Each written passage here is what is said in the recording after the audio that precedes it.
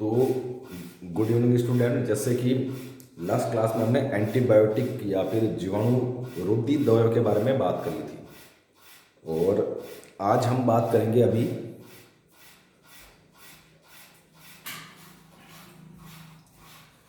कि ऐसी दवायाँ जो दर्द को कम करती है।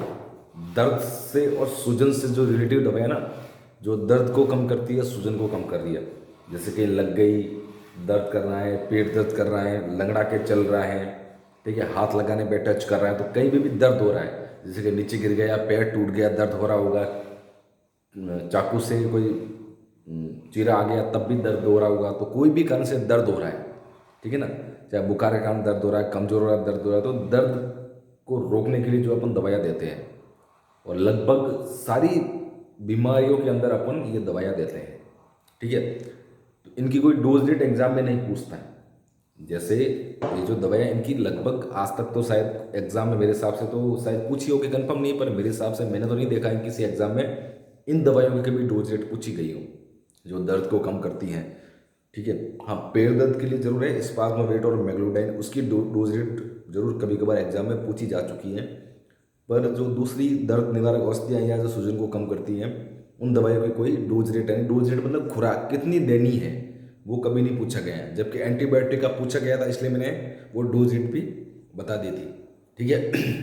वैसे आप चाहो तो मैं लिखवा दूँ, कोई ज़रूरी नहीं है हमारे लिए। आपको तो क्या याद रखना है, 10 से 15 ml, जो बड़ा पशु है, बड़े पशु की बात करते हैं, गाय भैंस वगैरह के, और बकरी वगैरह है, कुत्ता है, तो उनको 5 ml से कम ही देना है। कितना, 5 से, यानी 3 4 3 4 3 4, और कुत्ता है तो थोड़ा और कम कर सकते हो, 3 से कम, ठीक है। तो ये डोज रेट कितनी लगानी है मैंने आपको बता दिया। अगर कोई बड़ा पशु है, गाय भैंस वगैरह, तो उसको तो 10 ml और उसके ऊपर आप लगा सकते हो, IM लगाते हो तो, ठीक है। और अगर बकरी जैसा है, ठीक है, मिडिल का, तो उसको हल्का सा 5 ml का, और कुत्ता है तो उसको 2 ml, 1.5 ml, 3 ml तक आप दवाइयाँ लगा सकते हो। तो जो नेक्स्ट दवाई है उसके बारे में बात करते हैं, उसका नाम है एनसेड। क्या नाम है, एनसेड, NSAID और S, एनसेड्स। अब एनसेड्स की फुल फॉर्म क्या होती है वो जरूरी नहीं है, वो आपको बता दूं कि non steroid anti inflammatory drugs, ठीक है, non steroid anti inflammatory drugs, यहाँ लिख भी देता हूँ, आप बोलो तो non steroid anti inflammatory drugs, ठीक है। अब एनसेड की फुल तो आपको पता चली गई, non steroid anti inflammatory drugs. एक ड्रग होती है, तो ड्रग्स में बहुत सारी दवाएं, इसलिए ड्रग्स पीछे एस लगा हुआ है। तो एनसेड किससे कहते हैं, एनसेड का मतलब होता है, इसका लिखा है एनसेड का, एनसेड का इसका मतलब होता है 3 चीजें, एक तो दर्द, दूसरा सूजन, और तीसरा बुखार। तो ऐसी दवाइयां या ऐसी औषधियां जो दर्द को भी कम करती है, बुखार को भी कम करती है, और सूजन को भी कम करती है, ऐसी औषधियों को क्या बोलते हैं, non steroid anti inflammatory drugs, या शॉर्ट में एनसेड ये कहते हैं। तो ऐसी दवाइयां जहां आपको लगे, ठीक है, इसका फायदा क्या है इसको पढ़ने का, कि जहां हमको 3 दवाइयां लगानी पड़ेगी, वहां सिर्फ हमको सिर्फ एक ही दवाई लगानी पड़ेगी, ठीक है। जैसे दर्द हो रहा है, दर्द की दवाई अलग से लगाने की जरूरत नहीं है, सूजन आ रही है, सूजन की दवाई अलग से लगाने की जरूरत नहीं है, बुखार है, बुखार की दवाई अलग से लगाने की जरूरत नहीं है। तो तीनों के तीनों काम सिर्फ एक ही दवा कर रहा है, उसको क्या बोलते हैं, एनसाइड। उसका आपको एडवांटेज क्या है कि पशुपालक को भी ऐसा लगेगा कि वास्तव में इंटेलिजेंट है, जो एक ही इंजेक्शन लगाया और मेरा गाय ठीक हो गई, और ज़्यादा इंजेक्शन लगाने की जरूरत ही नहीं है।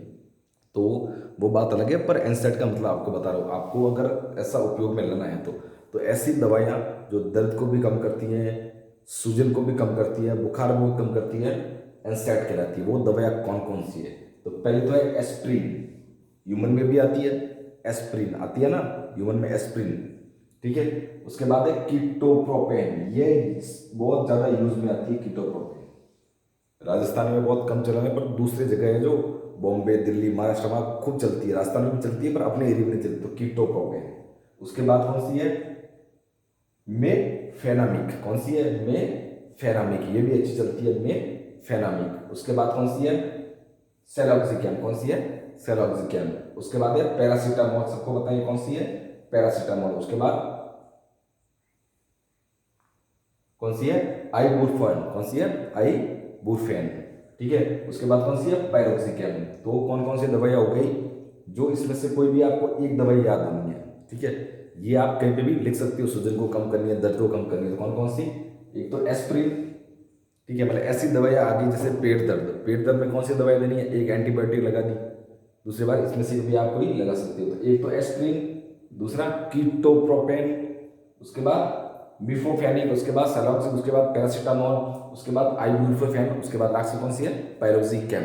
कौन सी है, पायरोक्सिकैम। तो पायरोक्सिकैम हो गई, ठीक है, ब्यूफोरोफेन हो गई, पैरासीटामोल हो गई, सेलॉक्सिकैम हो गई, में मीफेनिमिक हो गई, और कीटोप्रोपेन और एस्प्रिन। इसमें से आप एक तो एस्प्रिन याद रख लेना, एक कीटोप्रोपेन याद रख लेना, एक पैरासीटामोल याद रख लेना, और एक आइबुप्रोफेन याद रखना कि मार्केट में अवेलेबल है। तो ये दवाई आप याद रख लेना, कौन कौन सी, एस्प्रिन, कीटोप्रोपेन, ठीक है, पैरासीटामोल और आइबुप्रोफेन, या फिर बुरफेन भी आप बोल सकते हो। कौन सी, आइबुप्रोफेन या बुरफेन भी बोल सकते हो। ठीक है, तो समझ में आ गया इंसेक्ट किसे कहते हैं। ठीक है, इसकी मात्रा की बात करें तो आपको मैंने बता दिया कितनी मात्रा में, लेकिन अगर बड़ा पशु है, बड़ा मतलब जैसे भैंस, गाय, तो इसको 10 से 15 ml आप लगा सकते हैं। ठीक है, अगर भेड़ बकरी है तो इसको आप 5 ml के आसपास लगा सकते हो, और कुत्ता है, ठीक है, तो कुत्ते को आप 3 ml के आसपास लगा सकते हैं, फील्ड की बात कर रहा हूँ। और इससे भी छोटा जैसे पक्षी है, खरगोश है, या छोटा बच्चा है, कुत्ते का भी छोटा बच्चा है, ठीक है, तो छोटा बछड़ा होता है, उसको भी आप कितने 0.5 से 1 ml लगा सकते हैं।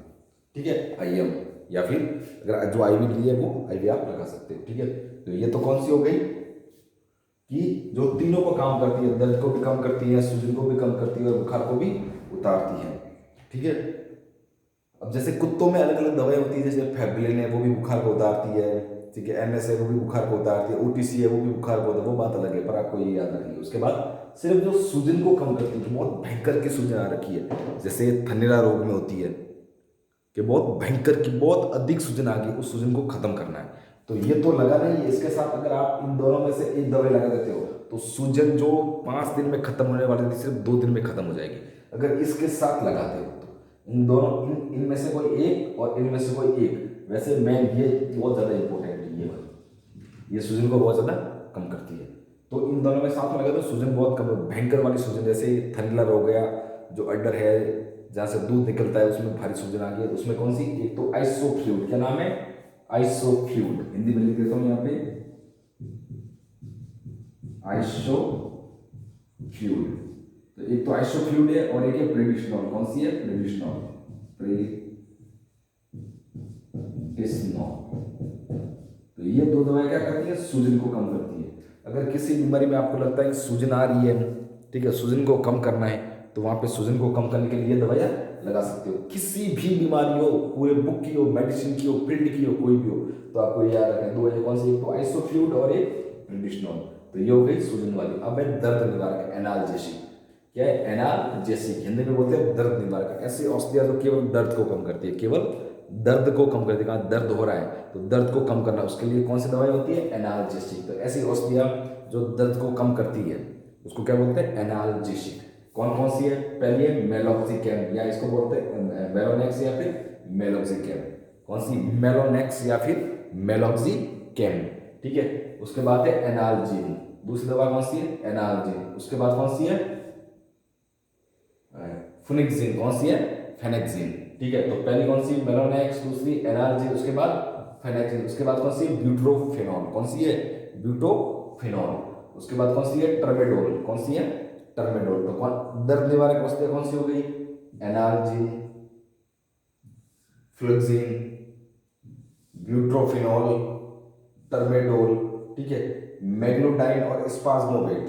पर ये दो दवाइयां मैंने इस पे नहीं रखी है कि जब अगर पेट दर्द हो रहा है ना, कहीं भी भयंकर वाला पेट दर्द आपको लगता है पेट का दर्द हो रहा है, तो पेट दर्द में एक तो मैग्नेटाइन, एक स्पाज्मोवेट, ये जरूर पेट दर्द के लिए काम हो जाए। कॉलिक आपके अंदर पाचन तंत्र का पार्ट है कॉलिक, पेट दर्द, तो पेट दर्द के अंदर इन दोनों में से आप एक दवाई का यूज करते हैं, तो मैग्नेटाइन और स्पाज्मोवेट। तो दर्द निवारक औषधियों में कौन कौन सी होगी, पहले एनाल्जिन, मात्रा कितनी आपको बताइए बड़े पशु की 10 ml 15 ml के बीच में, छोटे पशु की 5 ml के फील्ड में, क्योंकि और एग्जाम में भी आप लिख सकते हो, ठीक है, 10 ml के आसपास पूरे बॉडी वेट में जितना पशु है उसको, पर इसको फील्ड में वगैरह में नहीं पूछता है, ठीक है, इसलिए मैं उसकी डोजेज भी नहीं आपको बता रहा हूँ, क्योंकि फिर वो आपके लिए कॉम्प्लिकेटेड चीज हो जाएगी।